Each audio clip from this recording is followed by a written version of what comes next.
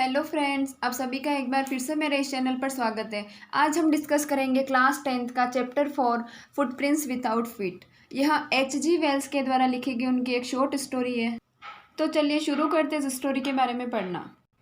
यह ग्रिफिन नाम के एक वैज्ञानिक की कहानी है जो अपने आप को अदृश्य बनाने के लिए अनेकों प्रयास करता है और एट लास्ट वह इस काम में सक्सेस हो जाता है तथा वह एक इनविजिबल मैन बन जाता है और वह इनविजिबल होने के बाद अनेक चीज़ों का आनंद लेता है और वह अपनी इस सक्सेस से खुश हो जाता है और इसका मिसयूज़ करने लगता है और वह दूसरों के पैसे चुरा कर और दूसरों को परेशान करने लग जाता है। तो चलिए शुरू करते हैं, अब आगे क्या होता है इसमें।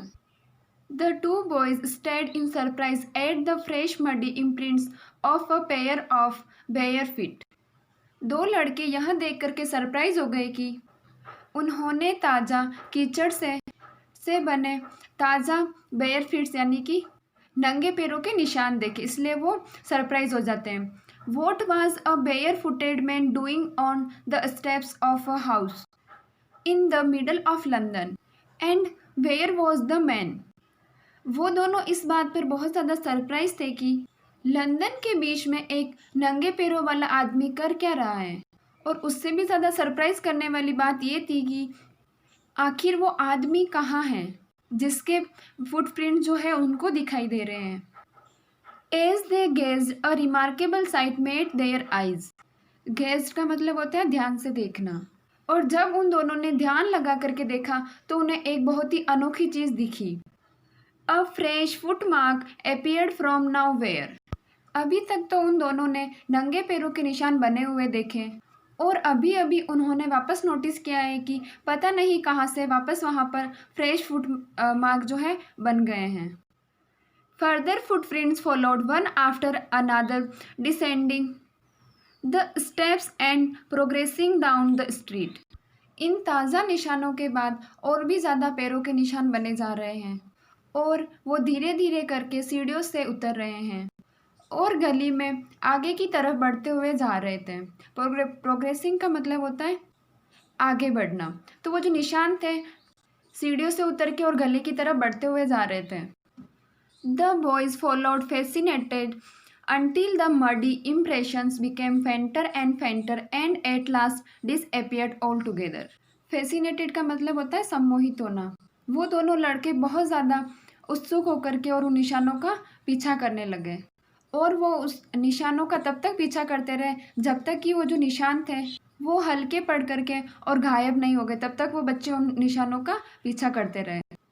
फेंटर एंड फेंटर का मतलब होता है हल्के पड़ना और डिसअपियर का मतलब होता है गायब होना।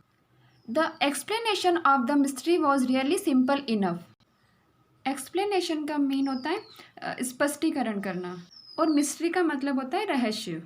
और ये जो एक्सप्लेनेशन था, जो ये रोचक बात यानी जो रहस्य था, वो काफ़ी सरल था और इस बात की सफाई थी कि पैरों के निशान कहाँ से आए, ये बहुत ही आसान था। The bewildered boy had been following a scientist who had just discovered how to make the human body transparent. Bewildered का मतलब होता है हक्के बक्के। तो अब पता चला कि हुआ क्या था। वो जो हक्के बक्के बच्चे थे वो एक वैज्ञानिक का पीछा कर रहे थे और वो एक ऐसा वैज्ञानिक था जिसने खोज कर ली थी एक ऐसी चीज़ की जिसकी वजह से वो गायब हो गया था और हम भी गायब हो सकते हैं। Griffin, the scientist, had carried out experiment after experiment to prove that the human body could become invisible. वो लड़के जिस वैज्ञानिक का पीछा कर रहे थे उसका नाम था ग्रिफिन, और जो ग्रिफिन था उसने बहुत सारे एक्सपेरिमेंट करे और उसके बाद में उसने एक ऐसी चीज़ बना ली और साबित कर दिया कि हमारा जो मानव शरीर है वो इनविजिबल हो सकता है। Finally, he swallowed certain drugs and his body became as transparent as a sheet of glass, though it also remained as solid as glass. तो फाइनली ग्रिफिन ने ये एक्सपेरिमेंट करने के बाद उसने एक रेयर दवाई खा ली। रेयर का मतलब होता है दुर्लभ दवाई, यानी वो दवाई जो कहीं और नहीं मिलती थी। उसने वो दवाई खा ली और उससे उसका जो शरीर था वह गायब हो गया और वह इनविजिबल हो गया, लेकिन उसकी जो बॉडी थी वह अभी भी सॉलिड थी, एक ग्लास की तरह। जिस तरह से हम ग्लास के एक साइड से दूसरी साइड देख सकते हैं उसी तरह से उसका शरीर भी हो गया था, ट्रांसपेरेंट। ब्रिलियंट साइंटिस्ट दो he was, Griffin was rather a lawless person. Brilliant का मतलब होता है प्रतिभाशाली। ग्रिफिन जो था एक बहुत ही प्रतिभाशाली साइंटिस्ट था, लेकिन ग्रिफिन जो था एक लॉलेस आदमी था। लॉलेस का मतलब होता है कानून को नहीं मानने वाला। ग्रिफिन को कानून से कोई लेना देना नहीं था, वो हमेशा अपनी ही खोज में लगा रहता था। His landlord disliked him and tried to eject him. Landlord का मतलब होता है मकान मालिक, और ग्रिफिन के जो मकान मालिक थे इसी कारण से उन्हें पसंद भी नहीं करते थे। इजेक्ट का मतलब होता है बेदखल करना, और इसी वजह से वो इसको बाहर निकालने की कोशिश में थे। In revenge Griffin set fire to the house. Revenge का मतलब होता है बदला लेना, और ग्रिफिन ने बदला लेने के लिए उनके घर में आग लगा दी। To get away without being seen he had to remove his clothes. और बिना किसी की नज़र में आए उसको वहाँ से भागने के लिए यह ज़रूरी था कि उसके जो कपड़े थे उनको वो उतार दे। Thus, it was that he became a homeless wanderer without clothes, without money and quite invisible. वॉन्ड्रेड का मतलब होता है घुमक्कड़, यानी घूमने, इधर उधर घूमने वाला। तो इस प्रकार वह बेगर और घुमक्कड़ हो गया, और उस समय तक वह विथाउट क्लॉथ्स और विथाउट मनी रहा। वह बिल्कुल इनविजिबल हो गया जब तक कि उसके जो पैरों के निशान थे वह कीचड़ में नहीं पड़ गए, और वह चलते चलते अपने पैरों के निशान पीछे छोड़ता गया। He escaped easily enough from the boys who followed his footprints in London. उसने बहुत आसानी से उन लड़कों से अपना पीछा छुड़ा लिया कि ग्रिफिन का लंदन में पीछा कर रहे थे। But his adventures were by no means over. Adventure का मतलब होता है साहसिक कार्य, लेकिन उसके जो साहसिक कारनामे थे वह यहीं पर ख़त्म नहीं हुए थे, यानी आगे भी अब और कुछ होने वाला है। He had chosen a bad time of the year to wander about London without clothes. और उसने एक बहुत ही गलत समय चुन लिया था लंदन की सड़कों पर बिना कपड़ों के घूमने के लिए। It was mid-winter, क्योंकि उस समय मिड विंटर चल रहा था, यानी सर्दियों के बीच का मौसम चल रहा था। The air was bitterly cold and he could not do without clothes. Bitterly का मतलब होता है असहनीय, यानी जो हवा थी वो इतनी ज़्यादा असहनीय थी और ठंडी थी कि वह बिना कपड़ों के उसको सहन नहीं कर पा रहा था। Instead of walking about the streets, he decided to slip into a big London store for warmth. और लंदन की उन गलियों में घूमने की बजाय उसने यह डिसाइड किया कि वो किसी लंदन के एक बड़े से स्टोर में चला जाएगा ताकि उसे गर्माहट मिल सके। वार्मथ का मतलब होता है गर्माहट। Closing time arrived, and as soon as the doors were shut, Griffin was able to give himself the pleasure of clothing and feeding himself without regard to expense. और वो जब लंदन के एक स्टोर में गया तो उस समय वो जो स्टोर था वहाँ बंद होने वाला था, और जैसे ही वह स्टोर जो था वह बंद हुआ, ग्रिफिन ने प्लेजर यानी आनंद लेना शुरू कर दिया। और जैसे ही वह स्टोर बंद हुआ और ग्रिफिन ने वहाँ पर आनंद लेना शुरू कर दिया, वहाँ पर रखे हुए कपड़ों का और खाने का भी बिना पैसों के। एक्सपेंस का मतलब होता है खर्चा। तो वो शॉप जब बंद हो गई तो उसके बाद ग्रिफिन जब अंदर गया तो उसने बिना पैसों के वहाँ पर खाना भी खा लिया और कपड़े भी ले लिए। He broke open boxes and wrappers and fitted himself out with warm clothes.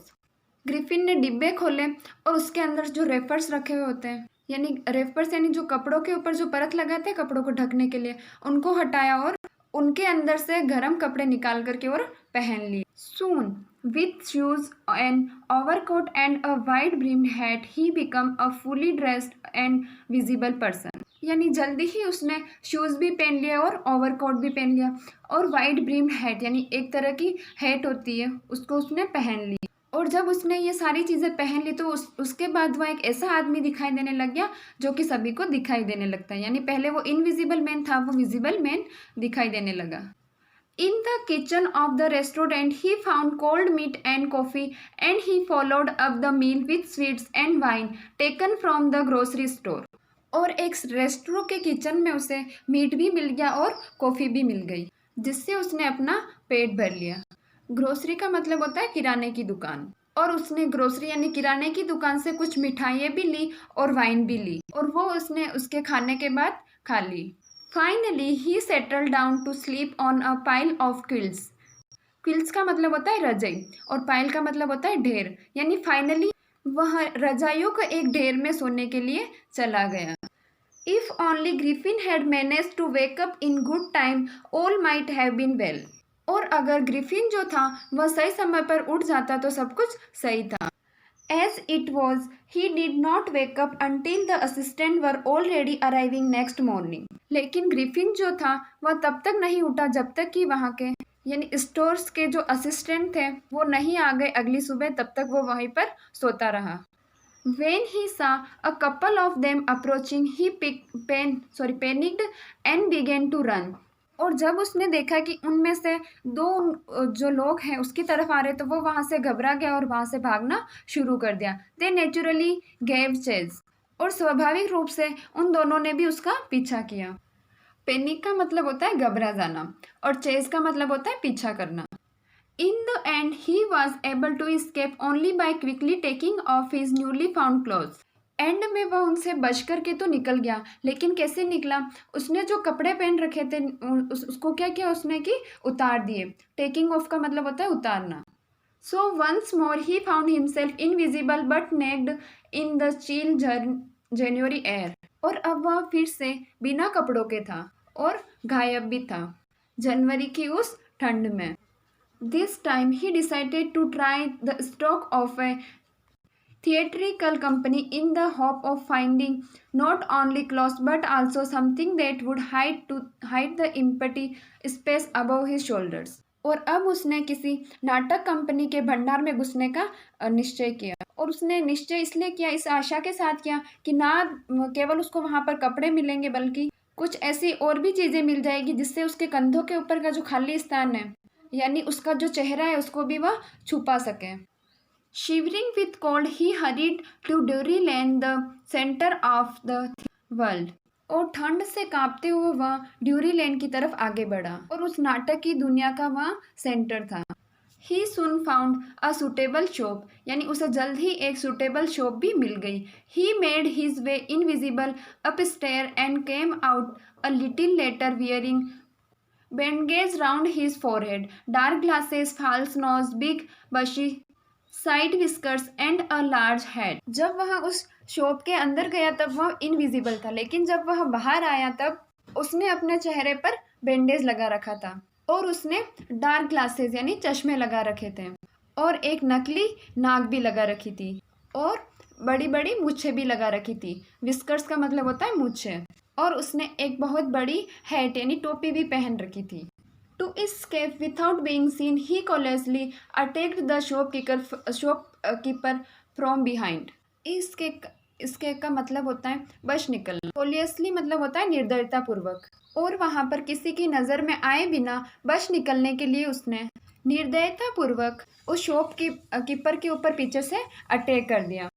After which he robbed him of all the money he could find. और उसके बाद उसने उस शॉपकीपर को लूट लिया, यानी उसके पास जितने भी पैसे थे उसने अपने पास रख लिए।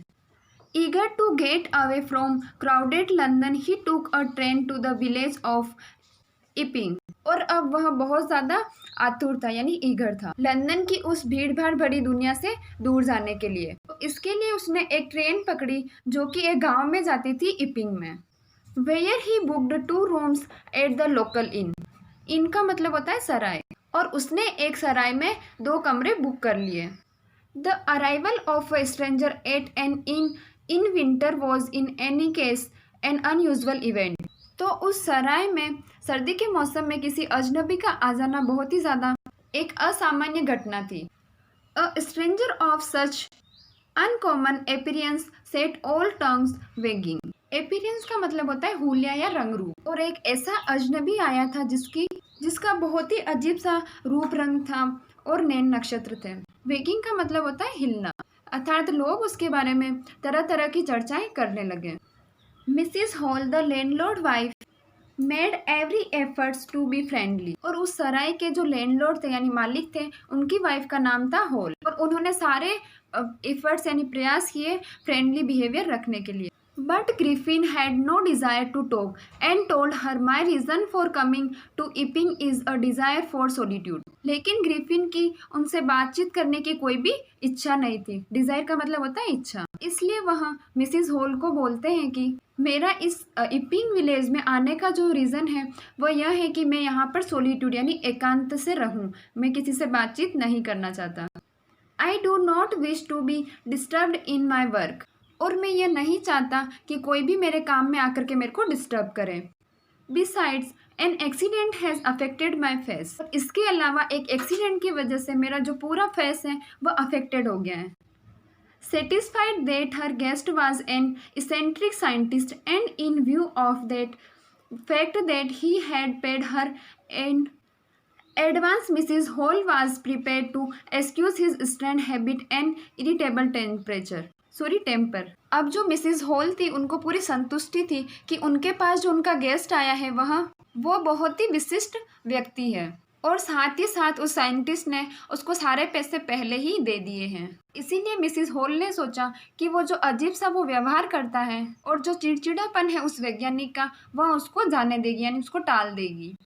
But the stolen money did not last long and presently Griffin had to admit that he had no more ready cash.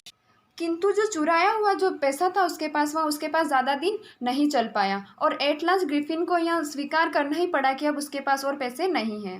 He pretended however that he was expecting a cheque to arrive at money any moment, पर अब वह झूठ बोलता है कि उसके पास कभी भी एक चेक आने की उम्मीद है। प्रिटेंडेड का मतलब होता है झूठ बोलना। तो उसने यह बहाना बनाया कि किसी भी समय उसके पास एक चेक आने की उम्मीद है, यानी किसी भी समय उसके पास एक चेक आने वाला है। आई होप आप सभी को यहाँ तक ये स्टोरी समझ में आई होगी। आगे की स्टोरी हम नेक्स्ट वीडियो में डिस्कस करेंगे।